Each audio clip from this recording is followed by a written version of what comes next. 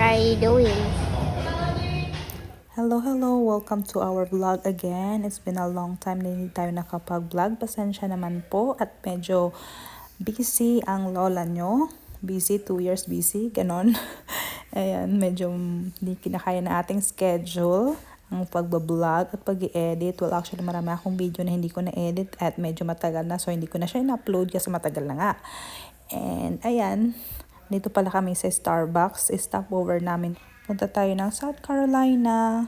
And mamamasyal lang tayo. And ayan, saglit lang to. Parang overnight lang tayo doon. And balik na para lang makalanghap ng ibang hangin. Maliban sa bahay, hangin, char, may ganun. And ayan, balik na tayo ng sasakyan after natin mag-Starbucks. Para tuloy-tuloy na ang ating biyahe at makarating na tayo sa dapat nating puntahan. Nag-ready na si Boss Driver. Boss Driver, ang kanyang cellphone para sa navigation. And sa ating pa-music, dito pala ako sa likuran nakaupo katabi ni Sebi para kung sakali may kailangan siya, may bibigay ko agad sa kanya. And ito, nag-stop over ulit tayo. May nakita tayong wetland, something. Marami siyang ibon, tsaka may mga crocodile yan dito. Ayan, nag-video tayo.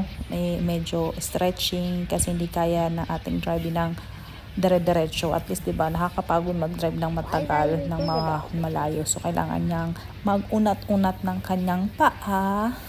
Kaya nandito tayo. Tsaka lakad, medyo maganda rin yung view niya. Kaya sabi namin, sige, let's go, stop tayo. And parang tour, pasyal-pasyal na din. Ayan, medyo may amoy dito kasi yung mga pupo ng ibon. Maraming ibon dito. May mga alligators, turtle din dyan. Kaso nung pumunta kami, wala kaming nakita. Siguro nagtago, natakot sa akin. Sure, may ganon. Basta maraming klaseng ibon dyan. May mga puti, may iba't ibang kulay. Pero yung nakita ko mostly yung mga puti. Tapos may mga nest. Yan, medyo may amoy dito. May kaamuyan. Kasi nga yung mga ipot ng ibon. Tapos yan, ayaw ko yung mga green na yan. Siguro pagkain yan or lumot. Basta naghalo-halo na dyan. And yan, lakad-lakad lang kami. Lakad-lakad lang dito sa bridge. Picture. Kala mo talaga hindi nakakita ng ibon. Char, may ganun. Mainit din yung panahon. Kaya medyo si Sebastian, ayan, medyo may topak na. Ayaw niya maglakad. Medyo sawaray. Haring night na bata. Char, may pawaray din.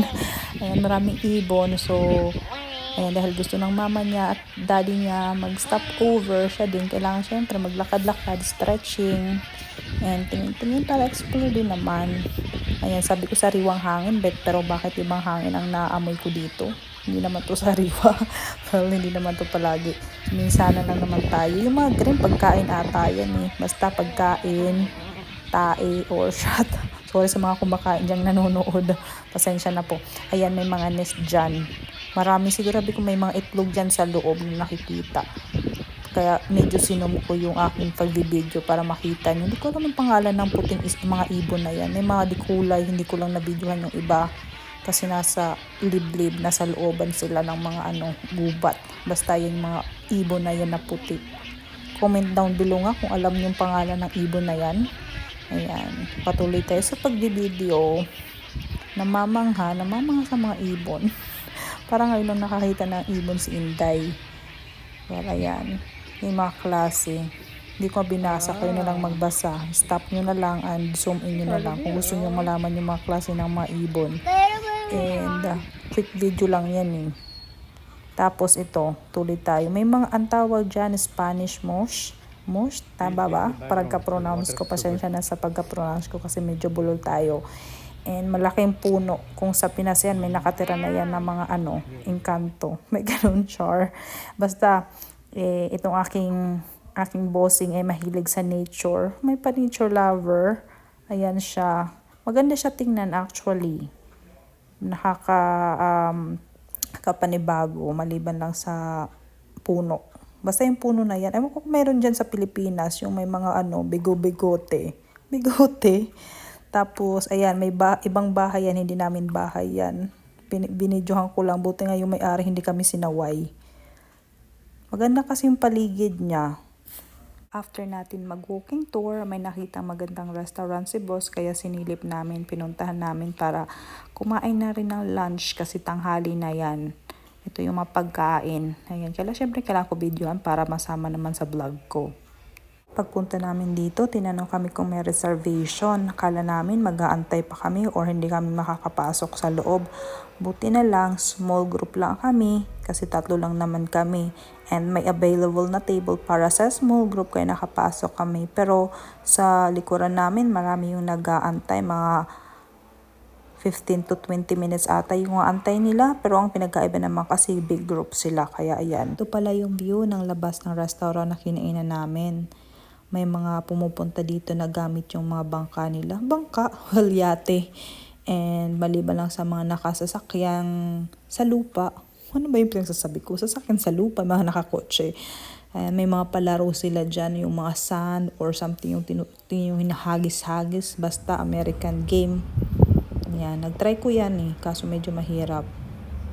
Siyempre, hindi naman pwedeng hindi mag-video yung aking boss. Kailangan niya mag-video at mag-picture. Tapos, i-share niya yan sa akin para isama sa editing. Char, ganon. Ayan, after mag-picture, video, kailangan nang maligo talaga ni Sebastian kasi yan talaga yung pinunta namin dyan. Yung tubig, medyo brown, pero carry lang kasi yan ang ating malapit na dagat dito. Dagat bang tawag dyan o ilog? Basta naghalong ilog at dagat. And yan talaga ang pinunta natin dito, makalanghap ng sariwang hangin. For this time, for real na talaga yan, sariwa yung hangin dyan, wala nang ipot, amoy ipot. Tapos yan, si Sebi, langoy-langoy siya, ako hindi. Medyo nilalamig tayo, tumatanda na tayo, madali na tayong lamigin, ganon, char, hindi. Ayan, may mga tao din na nagbi-video, syempre, video. Tapos yun yung pala yung nakaupo lang ako dyan habang naibi-video. Tapos binabasa ko lang yung paa. Tapos nanonood ako habang naliligo si Sebastian. Madaming shell dyan. Nakita ko nagbangka, kaya binidyoan ko para sasama sa vlog. Tapos ayan, dinner time na.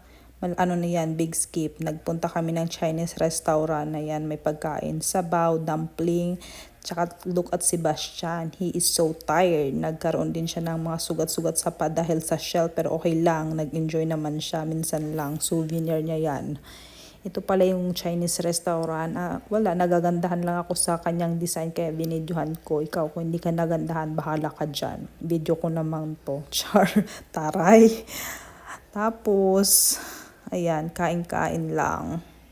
And dito na rin kami sa hotel. Ayan, double bed yung kinuha namin para akin at kay Sebi at saka kay daddy niya. Nag-unpacking na ang ating little boss sa mga toys na dinala niya. Cars and stuffed toys. 8:00 na dito kaya matutulog na kami after dyan.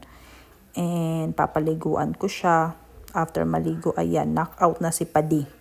Tapos kami manonood ng TV. Thank you sa panonood and good night. End of the vlog. Bye-bye.